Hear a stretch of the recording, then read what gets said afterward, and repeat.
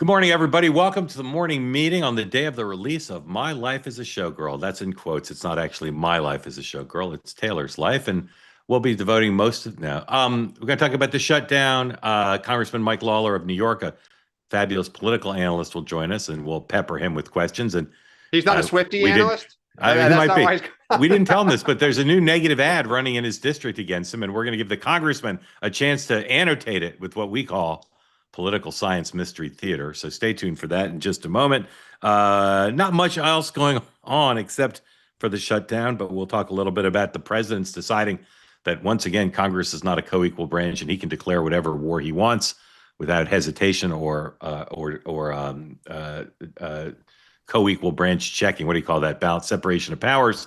Pete Hegseth, Peggy Noonan has written a seminal column about the Secretary of War. We'll talk about that. And then, of course, it's Friday, and this show is nothing if not a stickler for tradition. Mm-hmm. So we'll have our winners, losers of the week, and what to look for this weekend. And Dan, what I can't help but look at now is that beautiful quarter zip that you're wearing. Tell folks about it. No, it is bottle green, very, very in for fall here with foliage starting, and super comfortable. Had it on all morning. It's cool up here in New York. What does it say on the sleeve, Dan?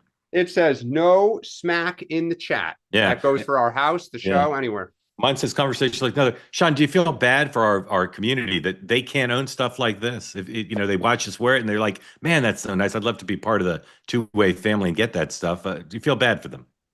I don't, Mark, because I've got great news. Everybody can be part of the Fairway family. Today is Fairway Friday, Mark. That means if you want to join us by wearing one of these beautiful polos, quarter zips, or so many of the fine products available at Fairway and Green, all you need to do is go to two-way.tv/fairway and enter the promo code 2way20.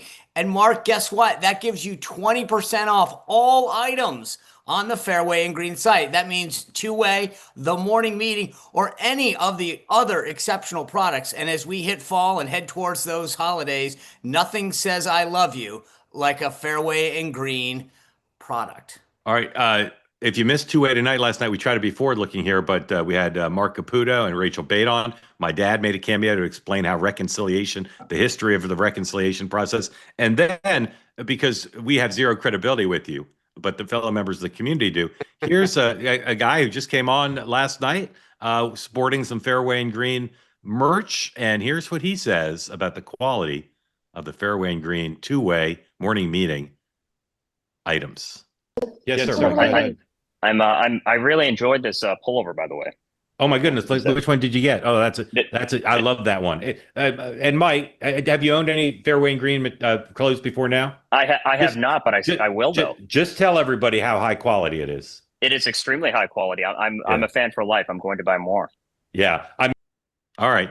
Don't believe us. Believe look Mike. Look at Caputo sitting there. I know. I know he works out, but he needs a new polo for goodness' sake. Go to Fairway. Go to two-way.tv/fairway. You'll see how to access the full list of products you can buy. All right. Congressman Lawler is here in just a moment. The president's attending a swearing-in ceremony for the U.S. ambassador to Sweden at 11:30, and that's it for now. Caroline Levitt briefs at 1. Oh, wait. Come on. Who's the ambassador? Who is Sweden? I don't know. You tell me. Christine Preddy. Oh, yeah. Former RNC committee woman from Pennsylvania, previously nominated to be ambassador to Malta. Yeah. It's a big deal. It's a huge deal. Anyway, it's closed press, but we're very different. But we'll see. The president stayed off camera a lot of the week. He's done a couple interviews. He's done a few photo ops, but he's not been out every day. We'll see. House is out still. Mike Johnson and Thune hold a press conference at 11. Senate Democrats are having lunch, and then they're going to vote again, they say, and the House, the Republican version will be filibustered, and there won't be 60 votes for the Democratic version, and then it's possible Thune and Schumer will talk and have a massive breakthrough, but no one's expecting that. Everybody's expecting them to take the weekend off, no votes, and to come back Monday and see where things stand. By the way, I noticed on the TV, on the schedule for the Sunday shows, there are a lot of House Democrats. There is not a single Senate Democrat right now. Yep, I noticed that too. Thank you for mentioning that. But there are some pretty big Republicans. And here with us now, it's almost a morning meeting shirt. The One of the best political analysts we know also happens to be a member of the U.S. House of Representatives, the gentleman from New York, Mr. Congressman Lawler. Mike Lawler, welcome. Thank you for coming back. Well, thanks for having me, Mark. I hope you and Sean enjoyed the Yankees-Red Sox game last night. I did. Okay, thanks for being with us. Not one bit. It's all the time we have. No, didn't enjoy it a bit. Although the kid who struck out 12 Red Sox is from the Boston suburbs, so I consider that a moral victory. He got smart and became a Yankee. Yeah. Thanks for being with us. It's good. I'm focused now. I'm just rooting against the Yankees the rest of the way. Congressman. Before I ever got into politics, I was a vendor at Yankee Stadium. So seriously, did you sell one thing over and over or different stuff? It would change day to day, but because it was seniority based, I would never get beer. So it was hot dogs, Cracker Jacks. Did you go up and down? What is the hierarchy? What is the hierarchy? Yeah, what is the hierarchy? A lot of those guys have been there 30, 40 years. I know, but what if people don't want beer? What do they want? Yeah, what do you want to sell? If you don't have beer, probably hot dogs. Yeah. Are people big tippers at Yankee Stadium if you sell them a hot dog? It was all based on it's all based on the pricing. So if the hot dog is $4.50, you generally get the 50 cents. There's a guy at Dodger Stadium who throws the peanuts with startling accuracy. Is that something other people do, or is it just that one guy? You know what I'm talking about? No. Some people are pretty good at it. And was that in the Lawler arsenal, or were you passing it down the aisle? There's a reason I'm in politics and not shortstop for the Yankees. Have you been at Dodger Stadium and seen that guy? You know what I'm talking about? I've not been to Dodger Stadium, but I know who you're talking about. This guy, I'm sure it's on YouTube. This guy's incredible. He will throw peanuts like a whole section over. Yeah. And he also throws it with like a softness. So it's like, it's not whacking you. It's like it nestles right in your hands. It lands right in your hands. All in the angle. Congressman, we all have a lot of questions for you. I'll start. When's the shutdown ending? It's entirely dependent on Chuck Schumer. This is the Schumer shutdown. It was entirely avoidable. And unfortunately, he's so petrified of AOC in his left flank that he has allowed this to happen. But look, I think by next week this will come to an end. I suspect we'll be back on Monday. I suspect today's vote in the Senate, maybe they'll pick up somebody, maybe not. Maybe they'll just keep the three that they had from the Democratic side voting with the Republicans. But I suspect this will head into next week, and at some point it's going to have to come to an end because you're going to run out of funding for WIC. I think layoffs are going to start coming, and I think the pressure is going to mount on Schumer and the Democrats. The Wall Street Journal says that there's some people in the White House who are feeling the pressure on health care and on the shutdown generally. Do you have a sense that the White House feels any pressure, or they're happy to let this go as long as it might? Look, I think if you look at, folks like me, I've already signed on to legislation to extend the ACA subsidy, which was put in place during COVID, by a year. I'm open to a negotiation on that. I think many of my colleagues are. Senator Thune has said he is. So, at the end of the day, open up the government. Let's get back to work, finalize fiscal year 26 approach, negotiate on the ACA subsidy. But some of the other things that they're demanding are just never going to happen. So to me, this is wasted time and effort. I think the White House, has the upper hand here. And again, Democrats have been on the record for years about the need to keep the government open and funded, to not hold the American people hostage, to not pound your fist on the table and demand your way, and to pass clean CRs. And so now they have entirely changed their position, and it's not going to go well. I have been very consistent in this. No matter the struggle, CRs from living without insurance, president, and I've supported them with Donald Trump as president, because shutting down the government is stupid. It doesn't actually do anything. One more for me, then I'll turn you over to Dan and Sean. Probably Dan first, since Dan's a Democrat. Have you seen this new negative ad that's ostensibly running in your district? I did. Yeah. Is the lady in the ad an actress or an actual constituent of yours? Do you know? I don't know. I always assume actor. And I'm usually right. Or actress. Or actors. Actors Yeah. sometimes is used generically for both genders. Usually in these super PAC ads, they tend to be So actors or here's what I want to do. It's 30 seconds. Play Yep. it, and we call it Mystery Political Science Theater. You just annotate it. Your audio will be up. Just say that's a lie. Whatever you want to say. Just Got it. And if you say and if she says something true, you say good point. Whatever. Okay. Yep. Here we go, Congressman. You've never seen this, ladies and gentlemen. You've never seen this. A congressman rebutting a negative ad in real time. Here we go. Roll it. We need to get him a telestrator. My son Gabriel is 35. He has autism and mental health challenges. Medicaid is my son's lifeline. Congressman Lawler promised us he wouldn't cut Medicaid. Then he voted for the cuts anyway, so billionaires could get even more tax breaks. Now Mike Lawler wants to make health care even more expensive, and he shut down the government instead of lowering costs. Call Mike Lawler, tell him to stop raising health care costs and end the government shutdown. So I voted. Go ahead. I voted to keep the government open, along with nearly every member of the Republican conference. Only one Democrat joined us, Jared Golden of Maine. Every other Democrat voted to shut the government down nearly 2 weeks ago. In fact, actually 2 weeks ago today, when we passed the CR through the House. In terms of Medicaid, I was very clear from the start that I would not take away benefits from those who were eligible, and that we would protect the program for the disabled, including those who have autism, that we would ensure that illegal immigrants are not getting Medicaid benefits. In New York, Kathy Hochul came and testified before Congress over the summer, and I asked her point blank, did you expand Medicaid to allow illegal immigrants access to taxpayer-funded health benefits? And she said yes. Yeah. And what Democrats are saying when they're saying now that they're not trying to do that, number one, every single Democrat running for president in 2020 raised their hand and said that they support giving illegals health care benefits in the United States. Number two, we put a provision in the One Big Beautiful Bill that would require citizenship verification and allow for lawful permanent residence as well. The Democrats in their CR that they put forth would reverse that. They would undo that. Number two. Number three, they're trying to hem and haw. Emergency Medicaid has been used in perpetuity to provide health benefits and coverage for illegals in the emergency rooms. In California and New York, it is exponentially greater than the rest of the country because of what California and New York have done in terms of allowing access for illegal immigrants to Medicaid. So this whole notion that my Democratic colleagues have put forth that they're not doing that is absolutely ludicrous and laughable on its face. But to the main thrust of the point that this ad says, number one, anybody with autism or a disability is not losing their Medicaid.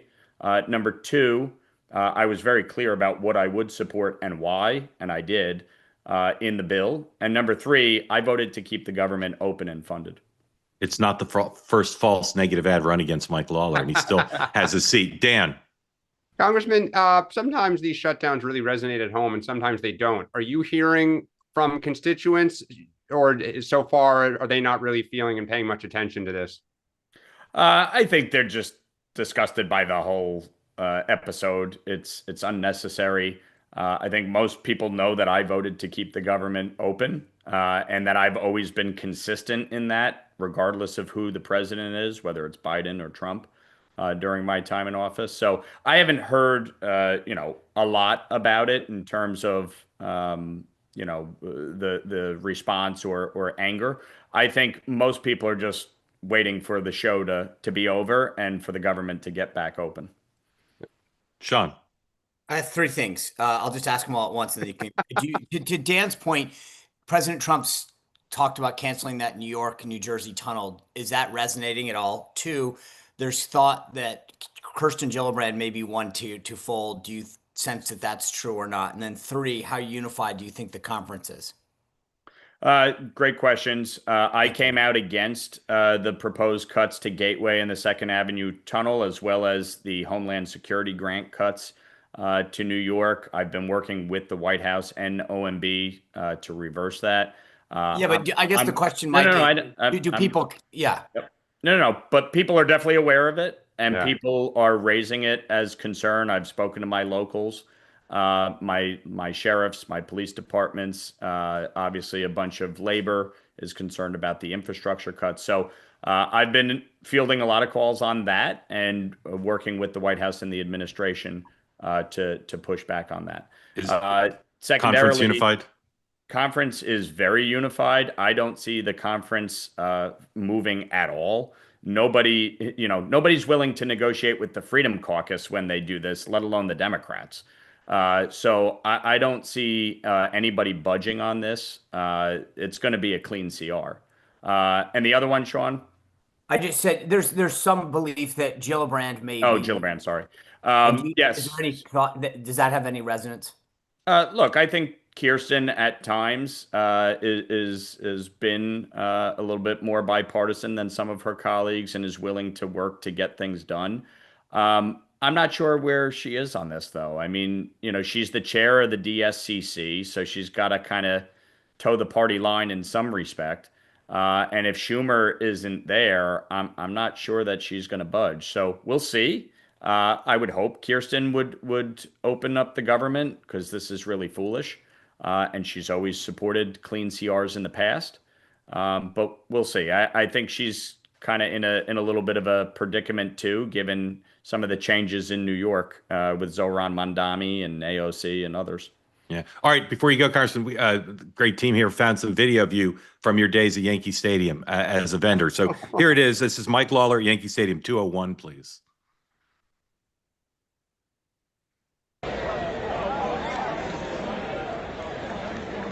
Oh, this is the guy from Dodger Stadium. Yeah. Behind the back. Yeah. That's legit. I saw him throw. Those are good seats, by the way. Really, I saw him throw really far. Congressman, thank you for joining. Please come back regularly and keep us posted on the Shutdown. Before you go, if you had to look in a crystal ball, when is this over in your mind? I would say by middle of next week. Yeah. Yeah. I say deal Tuesday, consummated Wednesday. Yeah, Mark, I just want to end with one thing. Yes, sir. Yankees win. The Yankees win.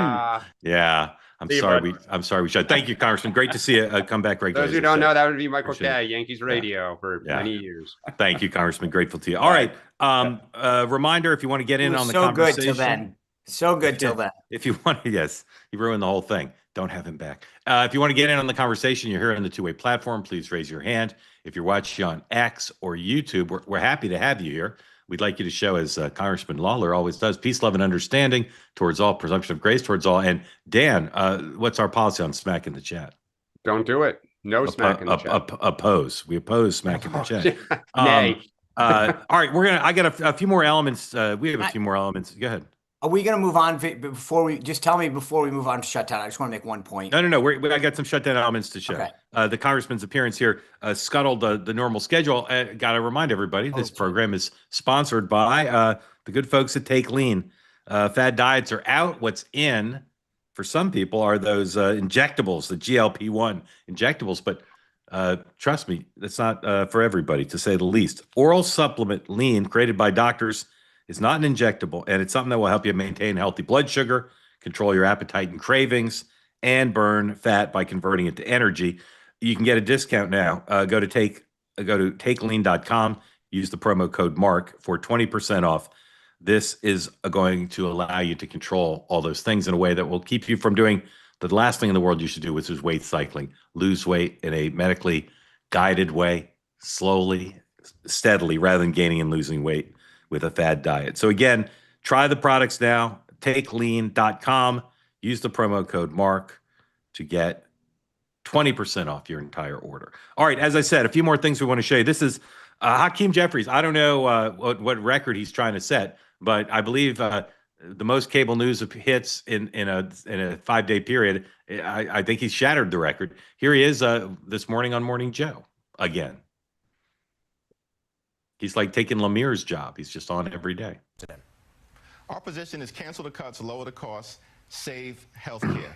And that has to be done at this moment in time in the context of this unprecedented Republican assault on the health care of the American people. Largest cut to Medicaid in American history, triggering a possible $536 billion cut to Medicare at the end of this year if Congress doesn't act because of what Republicans did in their one big ugly bill. We know that hospitals and nursing homes and community-based health clinics all across the country, including in rural America, are closing down right now because of the Republican assault on the health care of everyday Americans, and they refuse to extend the Affordable Care Act tax credits, which is going to result in more than 20 million Americans receiving notices, many that have already gone out, indicating that their health care premiums, copays, and deductibles are about to skyrocket. And we already live in a high cost of living environment. America's too expensive. Donald Trump hasn't lowered costs on day one, which he promised. They're making life more expensive. That's why this has to be dealt with, as Dr. King once observed, with the fierce urgency of now. So, all right. Jeffries. First of all, Dan, it was not Michael K. It's John Sterling. I know you know. Oh, sorry. I know you know that. Okay. Healthcare. The Democrats pollsters tell them Republicans are vulnerable on healthcare. The president's pollster, Mr. Fabrizio, tells the Republicans our party's vulnerable on healthcare. That's why the Democrats are trying to make this fight about healthcare, and it's why they think they have some leverage to get a negotiation. And it's why what's her name? Kim Strassel's Wall Street Journal column, which I recommend if you haven't read it, is all about how the Republican Party, if they negotiate on this stuff, is basically validating once again the Affordable Care Act. And they need a policy on healthcare. So here's my question, because again, nothing's going to happen today except another vote, and then we go into next week. Dan, what is your party's position on healthcare? Well, not right now, in general. What do you support? Do you support the current law? Do you support expansion, single payer? What is the Democratic Party position on federal healthcare policy? Well, I think there's two parts to that, which is right now it's defensive. It is protect the gains the party feels they made in the last 15 years. I think going into 2028, that is going to be a huge issue, which is I think you will have people talking about nationalizing healthcare. I think, and we actually talked about this on the group chat yesterday, and Amber Duke made this point. This is where the kind of really populist wing of the MAGA movement and the Democratic Party, potentially you can see a synergy, which is if we're making all these investments in the working class and we are talking about people not going to college and becoming a plumber and an electrician and all of these kind of skilled working class jobs, the absence of healthcare for a lot of those is a huge issue. And I think Trump knows this, and it's why he's flirted with the idea of we need to own healthcare. But then, of course, there's the actual details of it. So I think going forward, it's going to be a big debate in our party. I suspect it may even be a little bit of a big debate in the Republican Party. But right now, in the immediate, it's defensive. Sean, that Kim Strassel piece, just extremely powerful. And Joe, what's the name of the guy on Squawk Box? Joe Kernan. Joe Kernan was, because he has a good feel for this stuff. He was talking about it this morning. What is your party's position on healthcare? Is there one? There isn't. I don't think there is a position on healthcare. I think in general, principally, we'd like more market-driven forces. But I don't. I mean, that's been the problem. That's But you have unified control now. I know we had unified control in 2016, and we didn't do anything. I think this is the one of those issues that, and this is where Democrats can try to split the Republican Party, is the MAGA wing and the old Bush wing. Like, that's the schism. Because to your point, Sean, of like the free market, I don't think you guys believe in free markets at all anymore, right? The Trump wing is not about that at all. So now you have a problem of the biggest issue for a lot of Americans. Trump's instinct is, how can we help you? Well, I think this is the problem, right? I mean, and again, we could do an entire show on this. Fundamentally, healthcare is so broken and wrong and misguided. I mean, like, and I think probably to your point, Dan, we all can agree on. I mean, it is just, you can't see a primary care physician, what we cover, what we don't. It's employer driven. It's so horribly set up. Okay.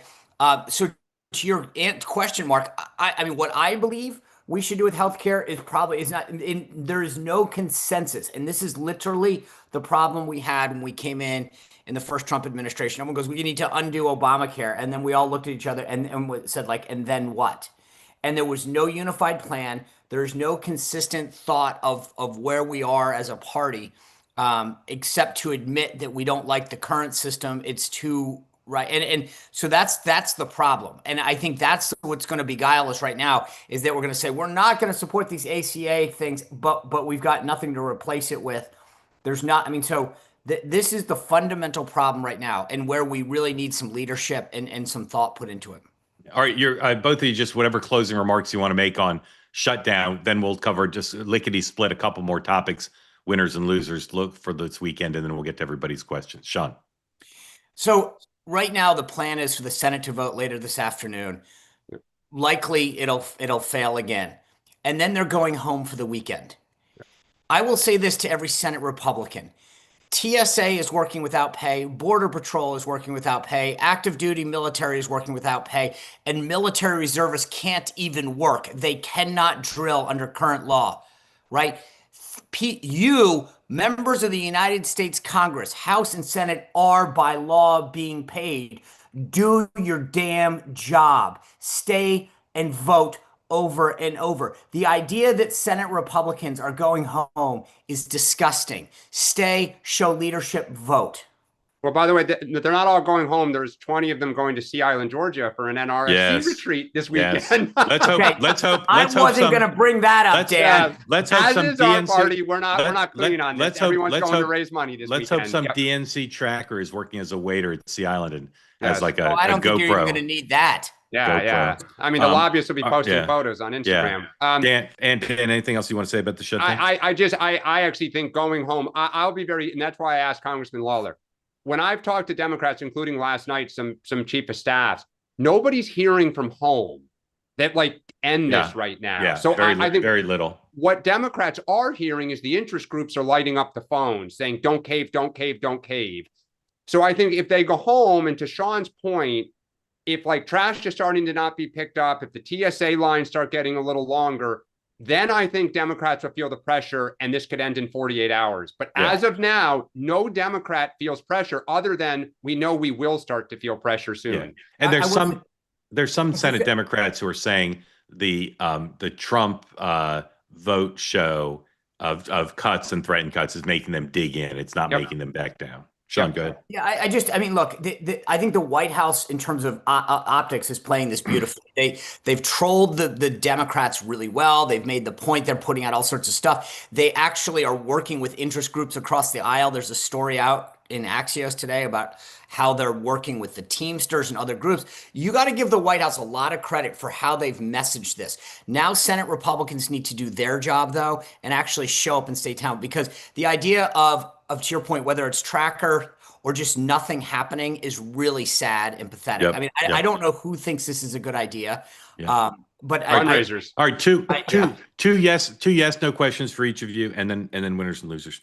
Wall Street Journal, New York Times reporting, and others matching it that the president's basically saying we're at war with drug traffickers. Try to stop me. I don't need a declaration of war from Congress. Yes or no? Will this event? Because some members of the Republican Party and Democratic Party are concerned about the justification the president's using for killing civilians using the military. Will this mark any sort of change in Congress's decades-long failure to stand up for its war powers making responsibility? Will this cause change or no? Dan, yes or no? No. Sean? No. The correct answer was no effing way. No effing way. All right. Lastly, Peggy Noonan-Calm on Pete Hegseth follows some other reporting and writing, including my own, about just how he's viewed. Headline from the Wall Street Journal, Peggy's column, the embarrassing Pete Hegseth. The Pentagon needs sober, judicious leadership, not a drama queen who makes things jarring and fevered. Will Pete Hegseth be Secretary of Defense on Christmas Day? Sorry, Secretary of War on Christmas Day. Sean? Yeah, whatever the opposite of what you just said, yes, 100% effing way. And 100% yes. Dan? By the end of the calendar year, no. I think he'll leave sometime between Christmas and New Year's, potentially. Wubba. If I'd said New Year's, you would say gone, but you think? Yeah, I mean, I just think they're not going to humiliate him. So I think when he leaves, it's going to be kind of trying to hope the tree, doesn't. People don't hear it too much. Yeah, I mean, he's a joke. I mean, it's an embarrassment at this point. I don't think you guys really appreciate that the president, from everything I know, really appreciates Pete's leadership. Yeah. So the idea of when you say they, I don't know who they are, because the only one that would be able to fire him would be the president, who seems he's not going to fire him. I think they'll show it'll be coordinated and it won't look like he was fired. Okay. Is the inspector general report still pending on the signal thing? Are there inspector general? I thought they fired them all. I'm serious. I don't think there are. They hired new ones. All right, here we go. Hands up, winners, losers, what to look for, and then your questions, please. If you've never raised your hand, today would be a good day. And if you want to hear more about Dan's wardrobe, you're welcome to ask about that. Sure. Dan, winner of the week. My winner is AOC. I think that video just reminded people that she's a great communicator. She's having fun doing it. She gets the modern world, and that guy next to her, Bernie Sanders, is still the most popular Democrat in the party. She's a serious force going forward. Sean, winner of the week. I will just say, Dan, I will give you, I don't agree with everything for a lot of policies, but I will agree with you. I think she's had probably a great week, and a lot of it probably has to do with the lack of leadership from the other folks. But yeah, I will admit. So great. She's your winner too, or no? No. I know we had some comments about the Pope earlier this week, so I will give him some credit. He said that he's going to ask all of us to pray the rosary every day in October. I think that's something that, especially in light of Charlie, that we can all find some way to re-examine our faith and our relationship with God. So I will join Pope Francis in this call to pray the rosary every day in October. All right, my winner of the week. It's actually a scientific tie, an exact tie. Taylor Swift fans and Vice President J.D. Vance. His role in messaging on the shutdown once again shows it is going to be very difficult, despite others whose opinions I respect saying there'll be a contested fight for the nomination. I believe that he is going to be endorsed by Donald Trump and win the nomination by consensus. And this week showed both how firm his hold is on the whole thing and why, because he's stepping into the exact role that the party wants him to play. Dan, loser of the week. Well, we just talked about it. My loser of the week is Pete Hegseth. Whether or not he remains in and Donald Trump loves him, I think history is going to be scathing. Sean. All right. I obviously don't share that. Look, there was stiff competition this week. The FDA had some really horrible actions in the last couple of days on the abortion drug. So I will say that we had some stiff competition between that, Democrat social media. But this was a tie for me, Mark. And I've never done a tie before, but I think Maxwell House's rebranding, and it's not a joke. They're calling themselves Maxwell Apartment. I mean, honest to God, that's the dumbest thing I've ever heard, because more people are living in apartments now, so they're rebranding themselves. But that also was also a tie with my next. You fell for that hoax? Yeah, I mean, I just can't believe it. It's silly. Okay. It's the is it really, or is that a joke? No, but it's dumb. Okay, got it. But I mean, that's my point. Is a marketing joke. But my next one is real, which is Netflix. I mean, these guys, I cannot believe that Netflix doubled down on woke, and they're paying the price for it in their stock price this week. It just shows that not all of Hollywood got the message. Yeah, mine is Schumer and Jeffries. Never in my career have I seen two leaders so dismissed, not just by the media, which normally loves Democrats, but privately by Democratic members of the House and Senate. They're really people are just rolling their eyes and throwing their hands up and saying, there's nothing we can do. We're not going to depose them now, but they are not leading us in the view of Democrats. They're not leading through this confrontation. I've never seen two leaders, the senior Democrats in both chambers or Republicans. I've never seen attitude like this. Mark, I think one of the interesting things is going to be whether the conversation really does start in earnest after this about when Schumer is going to be gone. And I think the question of, this was always the issue with Pelosi. If not her, then who? Right.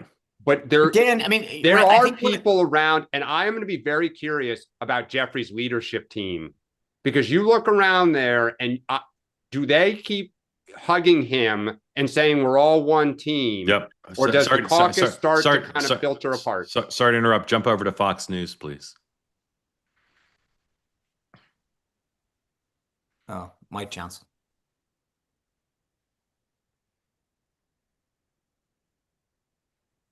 for illegals in the Democratic CR. They said no. What do you say? Well, welcome to day 3 of the Democrat shutdown. You've got Chuck Schumer and the Senate Democrats have now voted 3 times to reject the clean, simple, continuing resolution that we passed out of the House 2 weeks ago to keep the government operating for the people. Real pain for real Americans. And they're claiming breathlessly, Dana, that they're not trying to restore free taxpayer-funded benefits and health care to illegal aliens, and it's simply not true.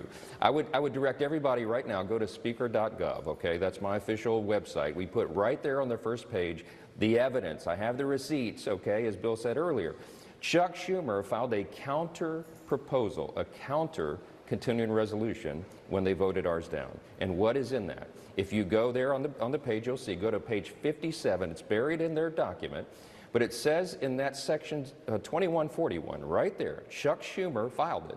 It says they want to repeal the health provisions of the One Big Beautiful Bill, the Working Families Tax Cut that we Republicans passed earlier this year and that President Trump signed into law on July 4th. Now, why is that so important?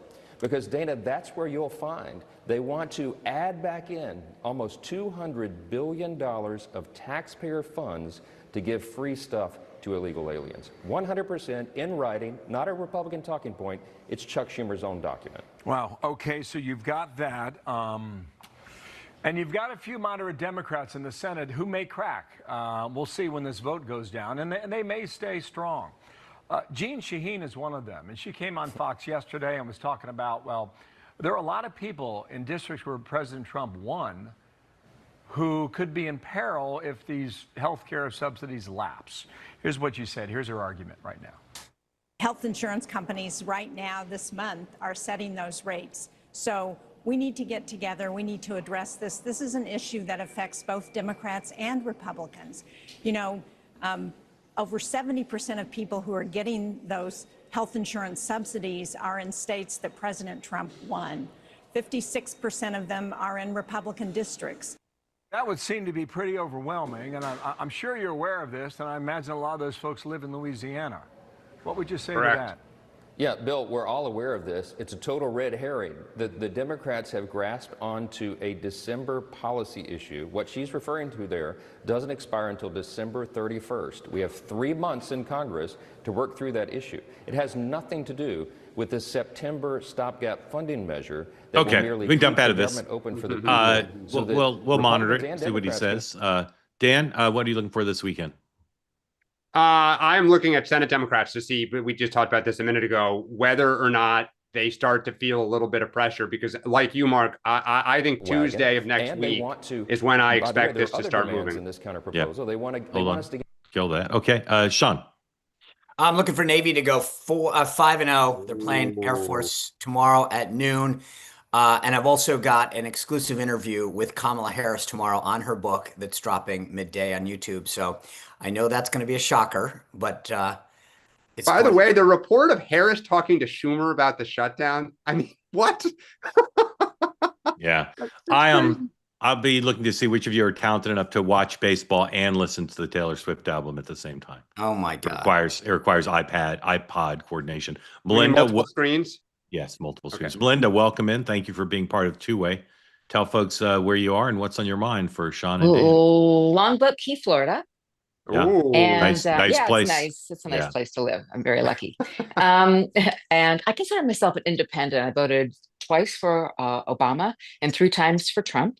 So, and I like to call myself an independent because otherwise people won't talk to you on either side of the equation, right? So I have this idea about Trump's, so I'm doing a kind of a lane change in what we've been talking about on Trump's comic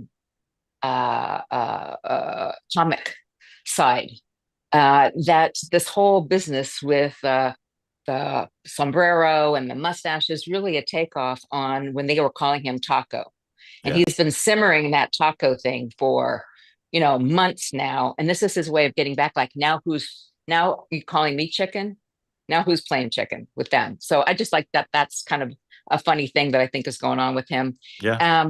I did write one of the questions for your poll that you did a number of months ago. Wonder when you're going to be doing another poll. It was kind of hard. I did that one about how many of your friends vote differently than you do. Yeah, that was a good one. Thank you for that. And I kind of like to see some polls again because I found those really interesting, except they got so detailed. It was hard to really decipher where the answers were and where they came from. So if they could make it a little more simple, that would be great. All right. We'll tell our friend David Burrell we want another poll and we want it simpler, and Melinda says so.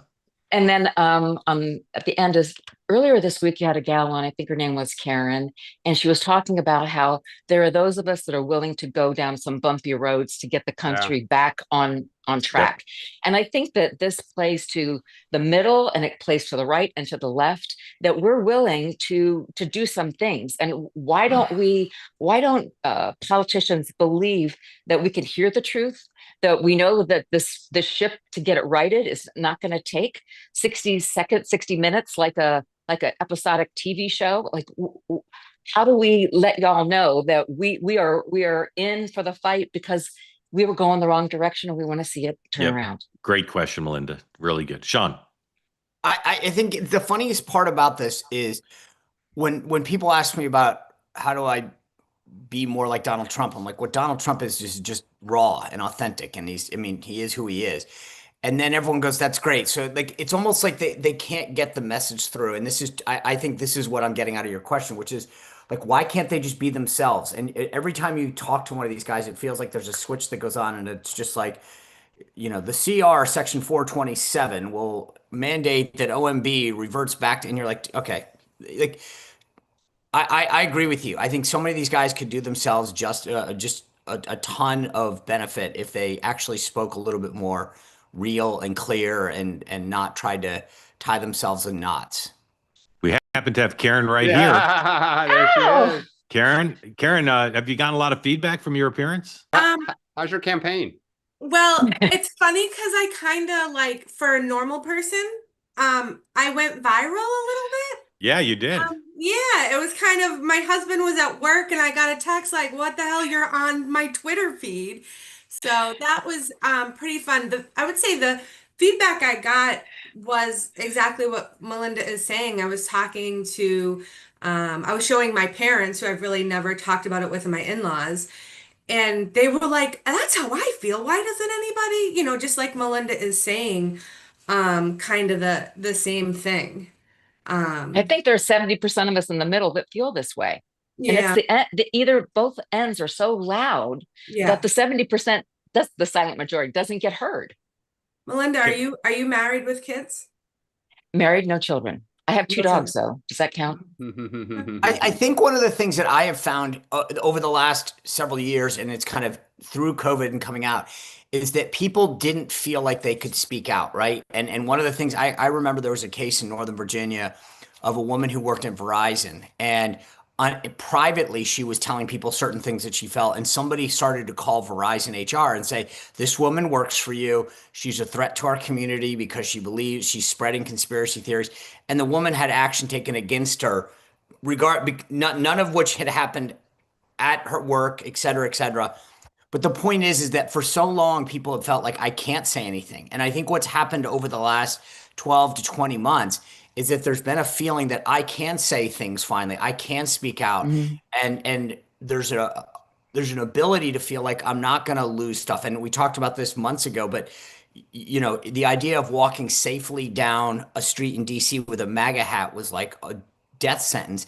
And now they literally sell the MAGA hats at the vendors on the corner. It's so there's been an entire culture and society shift that has allowed people on the right to openly express themselves that hasn't been the case for many years.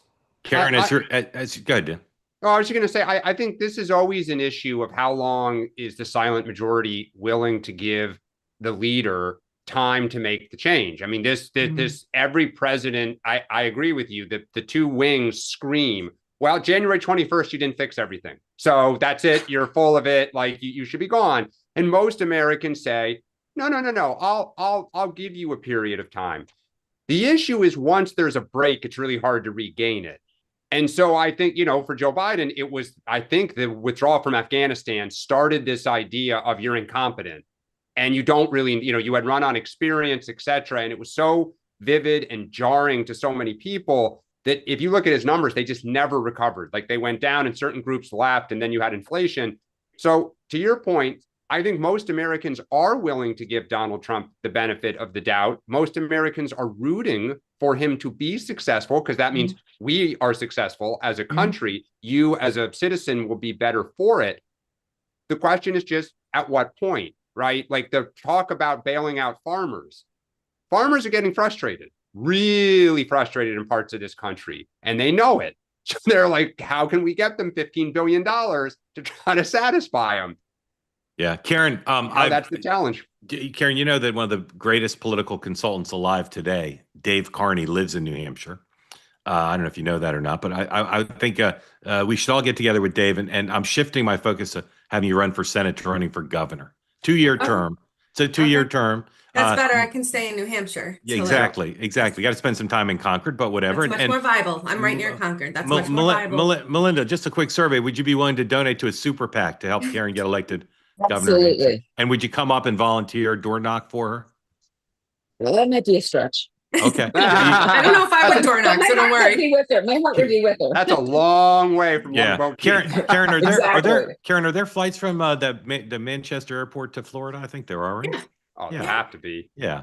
Melinda, it's very easy. Just bring a book, read on the plane. Ladies, love having you both on. We'll be meeting with Dave Carney soon, and we just got to get the right slogan and get moving, Karen. But I'm very bullish on this. It's 2 years. It'll be over in a blink, and if you like it, you can keep running. When I watched the episode, I didn't know you were trying to get back in touch with me, like during the thing about that email.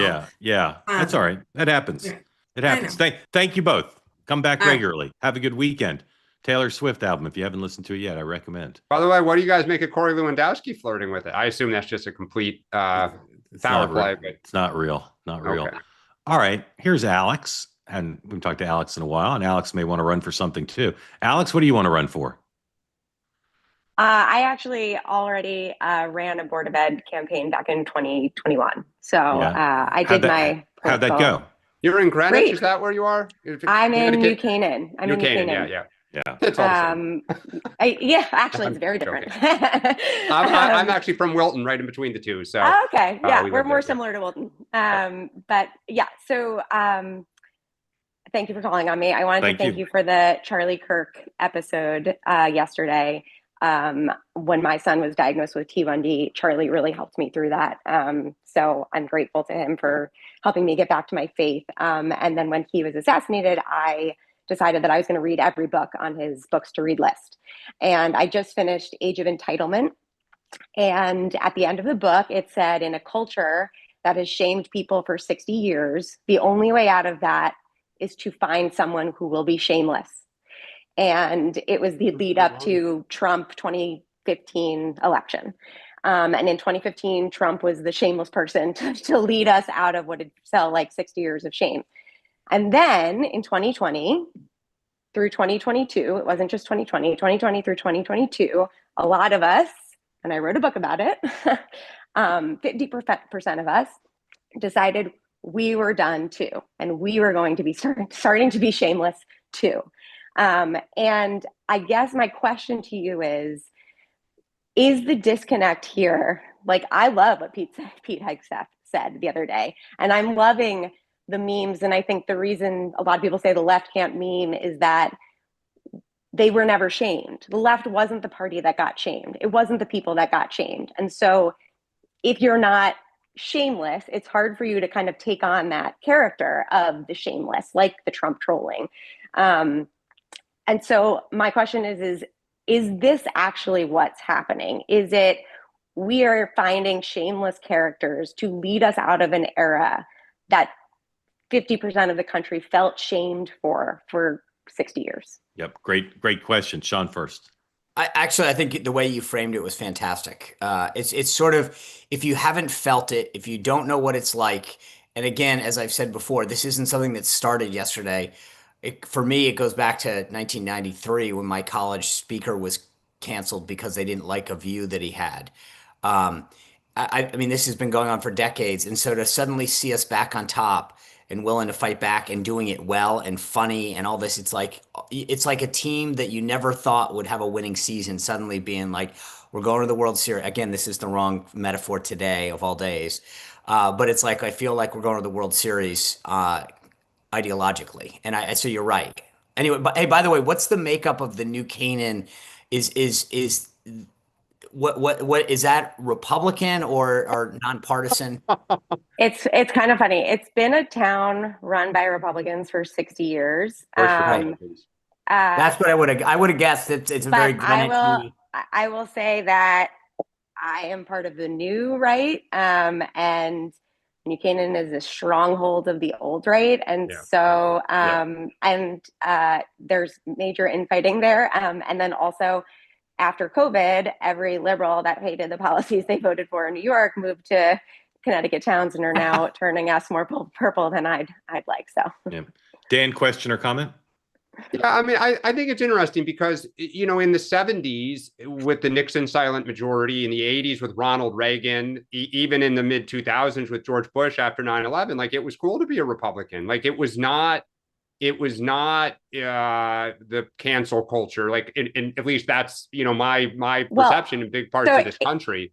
If you haven't read this book, it actually explains how the cultural power never actually manifested in those administrations on a cultural level. Like, I know, I hear what you're saying, like Hollywood and college campus, and it's a fascinating Alex, book. what's the book's name again? The Age of Entitlement by Christopher Caldwell. Yeah. I think what is true, though, is, to your point, when you feel when one feels canceled and feels boxed in, you get very creative and you're very energetic, and one figures out a new way to do something, to compete, to be heard, to get into the marketplace. I think Republicans have done that incredibly well. We've been fat and lazy because we've had these institutions like the New York Times and traditional, you know, media that was so on our side. And Mark has talked about this a lot. The party still can't square the fact that those institutions, we don't control them as much anymore, and they're not as effective anymore. So what is the next iteration? And we will get desperate ourselves in the long run. Yeah. Alex, thank you for listening to Next Up and for saying what you did. I'd love for you to explain to people what this episode consists of and what you found compelling about it. In the Charlie Kirk one? Yeah, the one that just dropped yesterday. You know, for someone who's a mother of 2 young kids, I have been, I mean, I pull my hair out over the future that it looks like for our children. Just explain who was on. Oh, sorry. It was the youth of the Turning Point USA community. Yeah. Three college students who are active in Turning Point. That's right. And to hear them have a positive outlook for their lives, for their purpose, for a higher calling than themselves. I mean, the thing I struggle with a lot is seeing kids always be forced to turn inward, me. And these kids really were looking outward and towards a higher God, a higher meaning, faith. I mean, it was really inspiring, and I just loved it. I appreciate that. It's an extended conversation with 3 college kids who are active in Turning Point, and as Alex said, they're lovely. You can totally disagree with their politics, with their point of view. That's fine. But if you want to see people who have taken a tragedy, an assassination of someone who really inspired them, 2 of them had met Charlie, and turned it into being forward-looking and inspirational. It's inspirational if you believe what they believe, but it's educational. If you are a Democrat who doesn't care at all about Charlie Kirk, watch it, because you'll learn what's going on in the other half of America. Here's just a quick soundbite from one of the young folks on. This is Theo Graybill goes to Kansas. Theo, what would you say to someone who said, "What's the big deal? Just one guy"? Yeah, I think, again, to piggyback off the faith thing, like I said earlier in the beginning, you know, faith had been pushed on the down low. The schools preached this whole First Amendment separation of church and state, all this stuff. And Charlie went in and challenged that narrative and really brought faith back to the center of this country. That's what our country was built on. Regardless of what anyone says, our country was built and founded on the Christian faith. And we understood that our Constitution was fit for a moral society, but that an immoral society was going to struggle with this Constitution. And that's what we've largely seen, as an immoral society that struggles to love America in our Constitution. And Charlie really stood up for his faith and challenged that, but he did it for his country as well. So he brought those 2 things together. They're not separate. I did the show for everybody, but I'm telling you, if you're not a believer in Charlie Kirk, if you're not someone who understands him, it's more for you. because it'll give you an understanding of why he was so influential from the president down to the grassroots. Alex, thank you for being on and for thank you. for and watching. To be a shameless Republican, Yeah, if Karen wants to buy my book, she will love it. So Karen, this is for you. What's the drive time from your house to Manchester, New Hampshire, Alex? Is it like 3 hours? Probably. Oh, I don't know. 4 hours. Yeah, 4 hours. Yeah. All right. You're going to be in. Wait, is your book available on Amazon? It is. Yes. It's called She Didn't Start the Fire. Yeah. Okay. By Alex Sullivan. Everybody buy that one too. Not Alex, Billy thank you. Joel, but thank you, Alex. Okay. Thank you, Alex. Grateful to you. Thank you. Sean, what do you have on tonight? I'll tell you what, Alex, by the way, can I ask you a personal question? Hold on. Married, right? Let her go. Yeah. Well. Oh, hold on. Hold on. I'll bring her hold back. On. We gotta. If we can, Mark. Alex, are you there? She was. Yes, I am. Oh, there we go. Yes, again, without getting personal, is your husband large or medium? He is 6'2" and I am 5'2". Okay. Do me a favor. DM me. It's Fairway Friday. I'm sending him a Fairway in green. Oh, cool. Okay. I will. Okay. So you put that in the chat. I will send this to you. Thank you for sharing with us. This is I felt Fairway inspired today. Thank you. Okay. All right. Thank you, Alex. So tonight, we're going full Maha. We're talking with Dr. Robert Malone. Should be a fascinating conversation about vaccines and other things that are going on in the Trump administration. And then tomorrow, as I said, my exclusive interview with Kamala Harris. What's exclusive about it? Everyone says that, so I just figured I could say it. Okay. All right. Just making sure. Dan, anything you want to share for tonight or the weekend? Nope. All right. 2:00 Eastern time today. This is an event just for the two-way community. Will not be on YouTube. David Bonson, the Bonson Group, and I will be talking about the tariffs, the economy. And you're welcome to ask David questions about macroeconomics, but also about personal investing. David runs the Bonson Group, which does wealth management and advice. So go to twoway.tv/TBG. You can sign up to join the event. Again, the only way to join it is to sign up at twoway.tv/TBG today, 2 Eastern. You can also sign up for David's newsletter, The Dividend Cafe. I read it daily. You should too. And then tonight, closing out the week, two-way tonight. Great guests. Sean's very close personal friend, Hogan Gidley, and Democratic consultant Ashley Etchen will join me, and we'll have all the day's news and Spidey sense plus a little reporting. I think we'll have some news to discuss at 6 o'clock that we'll have developed during the day, not related to the shutdown necessarily, but don't miss us at 6 o'clock if you want to be up on the Was news. one of your questions earlier in the show related to what may happen later today? How so? Just what was the question? We were talking. Well, it would be too obvious if I said. No, you can say. You can say. You can say. It's not a personnel announcement. I'll be poker faced. No, it's not a personnel announcement. Is it about the color of Dan's pullover?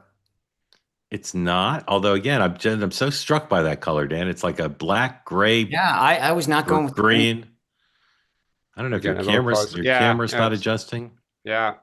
In any event, we're very grateful to all of you for another wonderful week on this program, and we're happy to have you be part of the two-way community. Love to have a mix of old and new as always, and we'll be back Monday morning, 9 a.m. Eastern time, and certainly by then there'll be a lot of shutdown news. And how many Yankee games are there between now and Monday?